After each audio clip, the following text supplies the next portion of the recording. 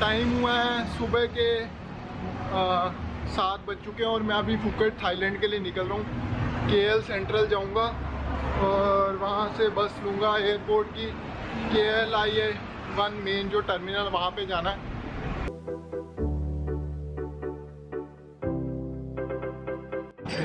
Actually मैं airport पहुँच चुका हूँ। KLIA मेन टर्मिनल जो है यहाँ पे मेरी यहीं से फ़्लाइट चलेगी फुकेट के लिए। बस ने 1 घंटा लगाया, इतना लगता है KL सेंट्रल से यहाँ एयरपोर्ट तक पहुँचने के लिए। और अभी मैं जल्दी इसलिए निकल गया था, मैंने कहा कोई पता नहीं होता कि कभी बार आदमी लेट भी हो जाता है और फ्लाइट रह जाती है या फिर मिस हो जाती है, तो जल्दी निकलना ज़्यादा बेस्ट है एज़ कम्पेरेटिवली टू लेट निकलना। फ्लाइट मेरी 12 बजे की है, मलिंडो एयर से ही जा रहा हूँ। सेम मेरे को मलिंडो एयर ही चिपकी हुई है। टाइम 9:30 हुआ है, तो 2-2.5 घंटे मेरे को यहाँ वेट करना पड़ेगा। तो मैंने एयरपोर्ट लॉन्च का एक्सेस ले लिया। मेरे पास प्रायोरिटी पास था, ये क्रेडिट कार्ड ऐसे आएगा, उसके साथ मेरे को ये प्रायोरिटी मिला हुआ है। कोई पैसा नहीं लगता, कोई चार्ज नहीं लगता है। यहाँ कंफर्टेबल सीट्स लगी हैं, आराम से एंजॉय करो जब तक आपकी फ़्लाइट है। और आप यहाँ जी भर के खाओ, कुछ भी खाओ। मैंने अभी बीन्स लिए हैं, वेजिटेरियन बीन्स लिए हैं, और थोड़ी देर बाद मैं नूडल्स लूँगा। यहाँ पे यही सब मिलता है, ये सुबह भी नूडल्स ही खाते हैं। और सारे सिक्योरिटी चेकिंग कर लिए हैं, बस अभी मेरे को गेट मिला C33, वहाँ से मैंने जाना है, लेना है अपना प्लेन लेना है मैंने वहाँ से। तो हम लोग यहाँ वेट करेंगे, मैं यहीं पे वेट करूँगा अपना फ़्लाइट के लिए, और यहाँ खाऊँगा पीऊँगा और फिर चल पड़ूँगा। बोर्डिंग टाइम मेरा 11:25 का है और 12 बजे की फ़्लाइट है। 1.5 घंटे की जर्नी है, ज़्यादा नहीं है। यहाँ पे एयरपोर्ट लॉन्च में आपको क्या क्या खाने को मिलता है मैं बताता हूँ आपको। ये सारा ना, यहाँ से कुछ भी कोई भी ड्रिंक ले सकते हैं, कोई पैसा नहीं देना आपको, फ्री में जो मर्जी आप ले सकते हैं यहाँ से। और मैं अभी कोलालमपुर में हूँ, तो यहाँ पे आपको पता ही है नूडल्स वगैरह ये सब चलता है। तो उन्होंने ब्रेकफास्ट में भी ये सब बनाया हुआ है, तो बताता हूँ।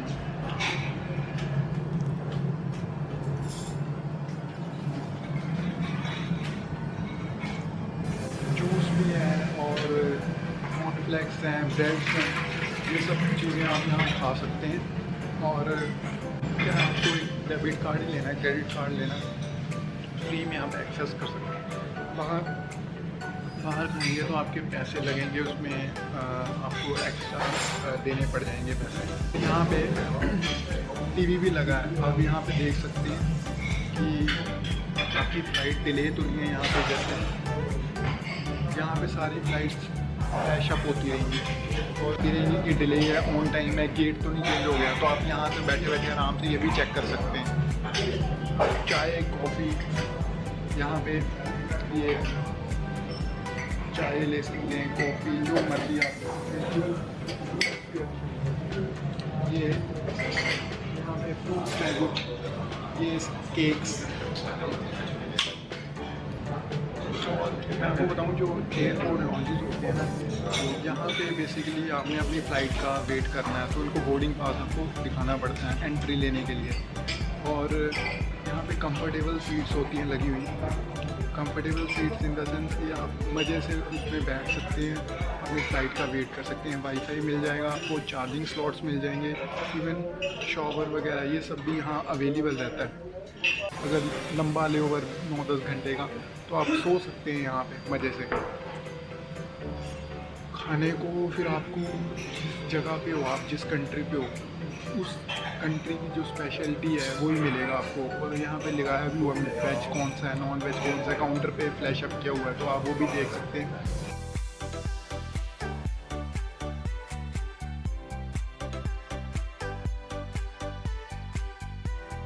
तो मैं लॉन से बाहर निकल गया हूँ। अभी मैं गेट नंबर मेरा जो है C31 उसकी तरफ जा रहा हूँ। और बोर्डिंग टाइम 11:15 का था, अभी 11:05 हो चुके हैं।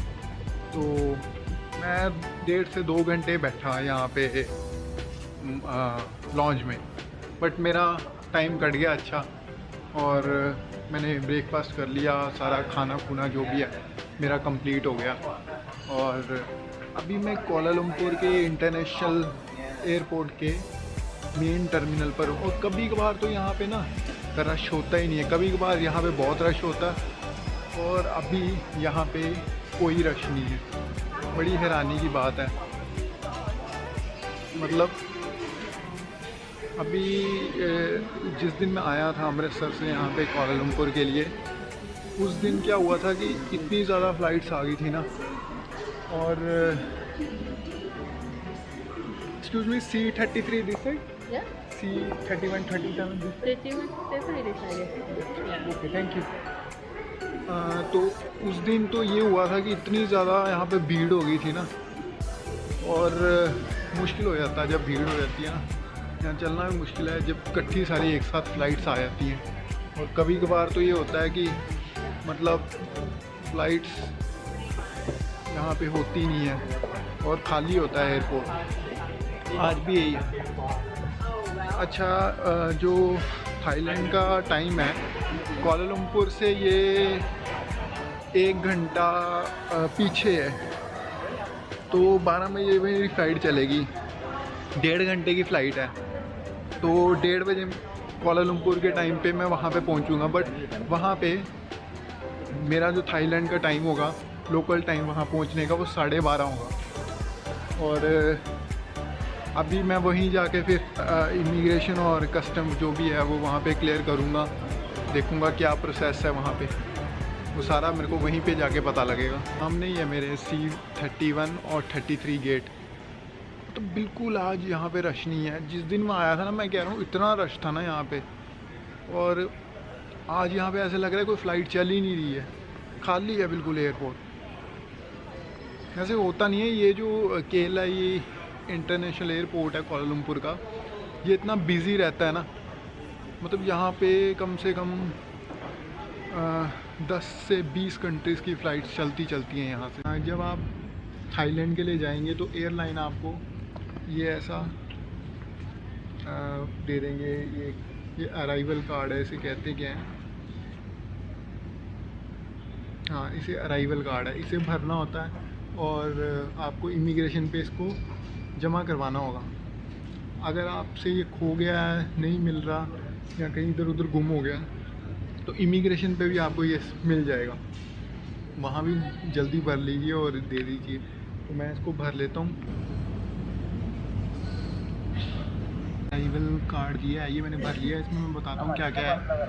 फैमिली नेम पूछा है। फैमिली नेम पता है कौन सा हो गया? जो आपका सर नेम है। फर्स्ट एंड मिडिल नेम हो गया, ठीक है। डेट ऑफ बर्थ होगी, पासपोर्ट नंबर आ गया, नेशनैलिटी आ गया, फ़्लाइट नंबर देना है जिस फ़्लाइट से आप ट्रैवल कर रहे हैं। जैसे मैं फ़्लाइट मिलिंडो एयर से ट्रैवल कर रहा हूँ, OD 540, तो लिख देना OD 540। ये बोर्डिंग पास पे लिखा होगा कि फ़्लाइट का नंबर कौन सा है, वो मेंशन कर देना आपने अराइवल कार्ड पे, अपने सिग्नेचर कर देने। फिर से एक जगह दूसरी साइड पे है, फैमिली नेम हो गया, first name, middle name, gender आ गया, nationality, passport number, visa number आपने फिल नहीं करना, वो आपको खुद देंगे वीज़ा नंबर। वो ऑफिस यूज़ के लिए है, मतलब उन्होंने भी फिल करना है, या आपने नहीं करना फिल। ऑक्यूपेशन आ गई, या आप एम्प्लॉयड हैं, सेल्फ एम्प्लॉयड हैं, स्टूडेंट हैं, नॉन एम्प्लॉयड हैं। कंट्री वेयर यू बोर्डेड, जहाँ से आप चढ़ रहे हैं वो कंट्री कौन सी है। जैसे मैं मलेशिया से जा रहा हूँ कोलालमपुर से, तो लिखना है KL Malaysia. Purpose of visit, किस पर्पस से आप जा रहे हैं, टूरिज़्म के लिए, कितने दिन का स्टे है वहाँ पर। रेजिडेंस, सिटी, स्टेट, आप कौन सी रेजिडेंस कहाँ के हैं और कौन सी सिटी में रहते हैं, कौन सी स्टेट में रहते हैं। एड्रेस इन थाईलैंड, कहाँ पे आप रहेंगे थाईलैंड में। और टेलीफ़ोन नंबर आप, मैंने इंडिया वाला ही दे दिया, और ईमेल पूछी हुई है, सिग्नेचर। और इसके बैक साइड पे भी है, ये for non Thai resident only है, ये वाला।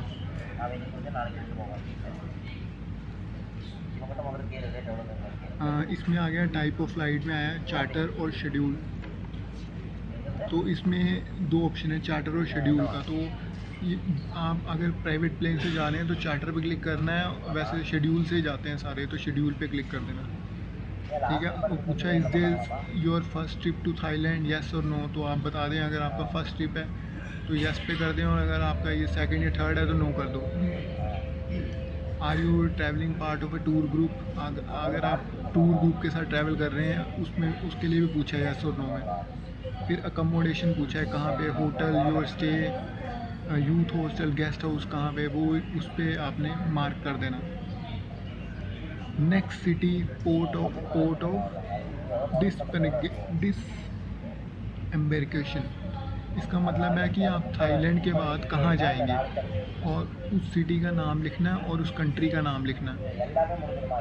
पर्पस ऑफ विज़िट में फिर यहाँ पे 4-5 ऑप्शन दे रखे हैं, ये सारा आपने देख लेना। हॉलीडे, बिजनेस, मीटिंग, एग्जीबिशन, किस पर्पस से जा रहे हैं। मैं हॉलीडे के लिए जा रहा हूँ तो मैंने हॉलीडे पे ये मार्क कर दिया। ईयरली इनकम पूछा हुआ है, लेस दैन $20,000, 20,000 से 60,000 $, मोर देन 60,000 और नो इनकम, तो जो आपकी इनकम स्लॉट है उस पर क्लिक कर दो। बस यही है।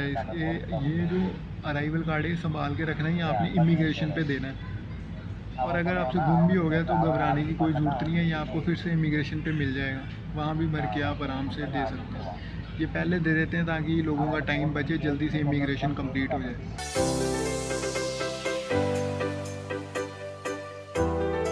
सीट मेरी 21 है, देखनी पड़ेगी कहाँ पे, पीछे होगी, और विंडो सीट ही मिली है मेरे को इस बार। कॉल पता कैसे करते हैं, ये जिनकी सीट्स पीछे हैं उनको पहले बुला लेते हैं। अगर 20 से पीछे सीट है तो उन्हें पहले कॉल कर लेंगे, और फिर बाद जो आगे वाली सीट्स हैं बाद में उनको बुलाते हैं।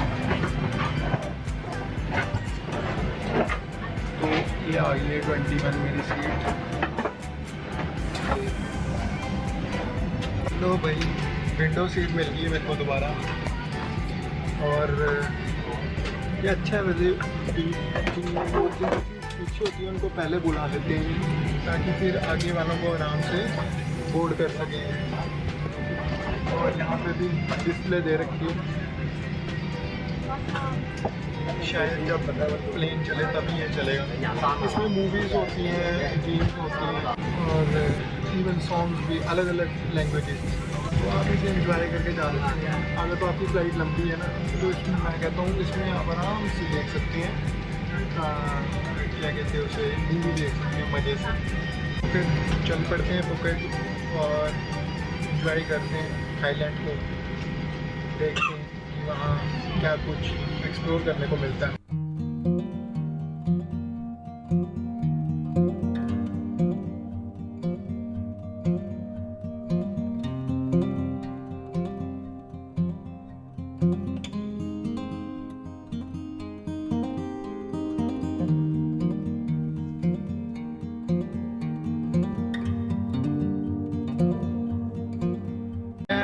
इंटरनेशनल एयरपोर्ट पे पहुंच चुका हूँ, और आते ही ना हमें ऐसा यहाँ पे एक एप्लीकेशन भरनी होती है वीज़ा ऑन अराइवल की, ये वाली, ये मैं फिल कर रहा हूँ। इसमें सारी अपनी डिटेल लिखनी है और ये इमिग्रेशन पे देनी है, और इस पर फ़ोटो भी है 4x6 सेंटीमीटर्स की, ये आपको यहाँ पे चिपकानी है। यहाँ पे मेरे को गम नहीं मिल रही, क्या पता आगे मिली, यहाँ पे तो है नहीं गम।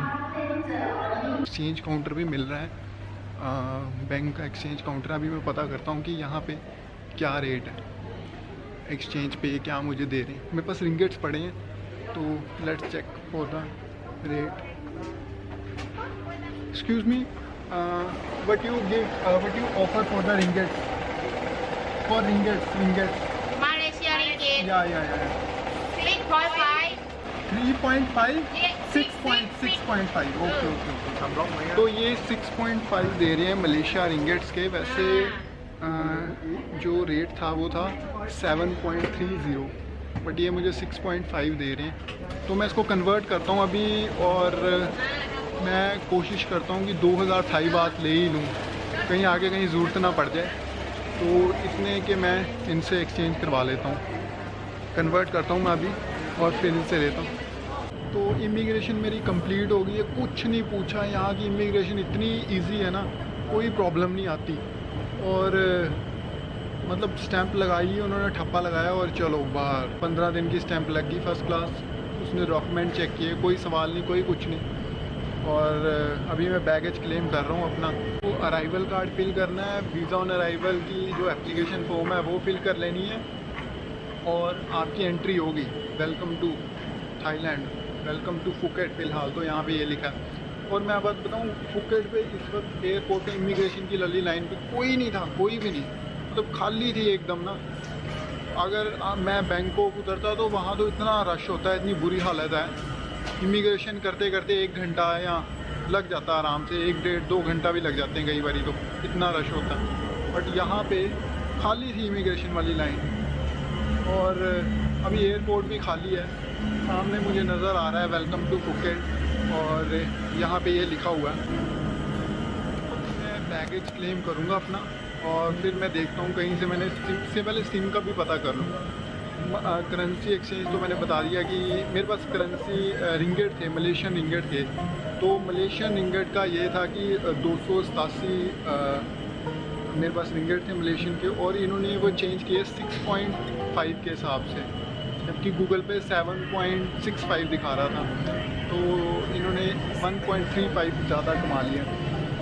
मेरे को करवाने से चेंज मैंने करवा लिया मलेशियन रिंगेट यहाँ से चेंज, और थाई बात ले लिया। 1865 थाई बात मेरे पास है अभी। बाकी मैं थोड़े से एटीएम से 2-3 के करीबन थाई बात और निकलवाऊँगा 2000-3000 के।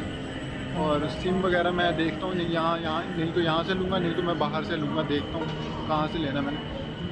पहले मैं अपना बैग देखूँ कि बैग मेरा कौन सी उस पर आना था, बेल्ट पे आना था, वो मेरे को चेक करना पड़ेगा क्योंकि मैं थोड़ी लेट आया हूँ और यहाँ पे पता नहीं कि कौन सी बेल्ट पे आना था। लो मुझे बैग भी मिल गया, सामने ही था। यहाँ पे बेल्ट रुक गई है और कई लोग अभी तक पहुँचे नहीं है बैग लेने के लिए। बैग कलेक्ट करता हूँ और कस्टम्स करता हूँ और फिर बाहर निकलता हूँ यहाँ से पहले तो। और यहाँ पे कुछ ऐसी प्रोहिबिटेड गुड्स लगी हुई हैं, ये आप यहाँ पे लेके नहीं जा सकते। जैसे सिगार हो गया, कुछ परफ्यूम्स वगैरह है, ये अलाउड नहीं है। कस्टम मैं कहता हूँ यहाँ का इतना इजी है ना, कुछ नहीं पूछते ये लोग, ऐसे ही है यहाँ बाहर निकलना। अच्छा, और मैं बताऊँ फुकेट का जो एयरपोर्ट है, यहाँ पे 3 टर्मिनल है। टर्मिनल 2 इंटरनेशनल फ़्लाइट्स के लिए और टर्मिनल 3 जो फ़्लाइट है वो डोमेस्टिक फ़्लाइट्स के लिए टर्मिनल 3। और एक और है इनका, वो शायद चार्टर प्लेन्स के लिए है। अगर आपका खुद का प्लेन है तो आप उस टर्मिनल पर लैंड कर सकते हैं। अभी फ़िलहाल मैं कोई सिम की काउंटर ढूंढूंगा और मेरे को एक एटीएम भी दिख रहा है। पहले तो मैं पैसे निकलवाऊँ अपने, मैं निकलवाऊँगा 1800, मेरे पास लगभग 1890 के करीबन थाई बात हैं।